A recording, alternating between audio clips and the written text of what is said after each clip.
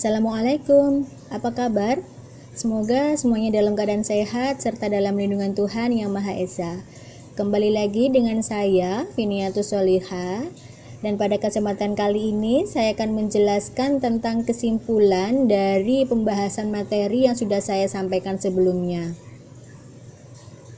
BPUPKI dibentuk pada tanggal 29 April 1945 oleh Jepang karena Jepang terdesak oleh sekutu. Dan sidang pertama BPUPKI berlangsung mulai tanggal 29 Mei hingga 1 Juni 1945 untuk membahas rancangan dasar negara.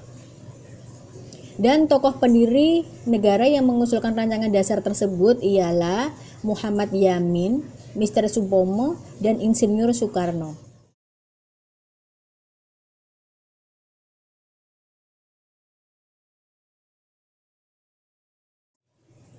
Pada sidang 1 Juni 1945, Insinyur Soekarno mengusulkan rancangan dasar negara Indonesia Merdeka yang dinamakan Pancasila. Dan pada tanggal 1 Juni itu pula, maka disepakati sebagai hari kelahiran Pancasila. Dan setelah selesai sidang pertama BPUPKI, dibentuklah yang namanya panitia kecil, dikenal dengan nama Panitia 9.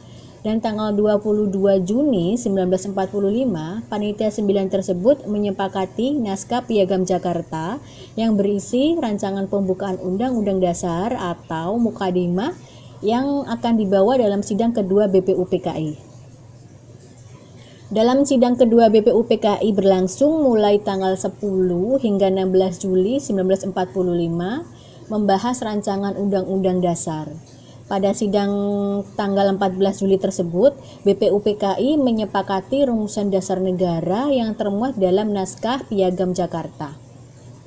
Setelah menyelesaikan tugasnya, BPUPKI dibubarkan, kemudian diganti dengan Panitia Persiapan Kemerdekaan (PPKI) pada tanggal 7 Agustus 1945.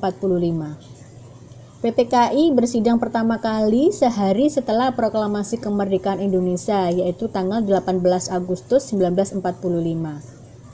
Dan sidang PPKI menghasilkan keputusan yang pertama, menetapkan Undang-Undang Dasar Negara Republik Indonesia tahun 1945. Yang kedua, memilih presiden dan wakil presiden yaitu Insinyur Soekarno dan Dr. Andes Muhammad Hatta. Yang ketiga, membentuk Komite Nasional Indonesia Pusat. Founding Father adalah julukan untuk tokoh pendiri bangsa. Dan semangat kebangsaan merupakan semangat yang tumbuh dalam diri warga negara untuk mencintai serta rela berkorban untuk kepentingan bangsa dan negara. Pada pendiri negara dalam perumusan dan penetapan Pancasila sebagai dasar negara telah menunjukkan komitmen kebangsaan. Pancasila sebagai dasar negara Kesatuan Republik Indonesia sudah final karena telah menjadi kesepakatan nasional yang artinya Pancasila sudah diterima secara luas oleh seluruh rakyat Indonesia. Untuk tugas yang akan saya berikan adalah dengan menceritakan atau memberikan contoh semangat kebangsaan yang sudah kalian lakukan untuk mengisi kemerdekaan Indonesia yang sekarang ini.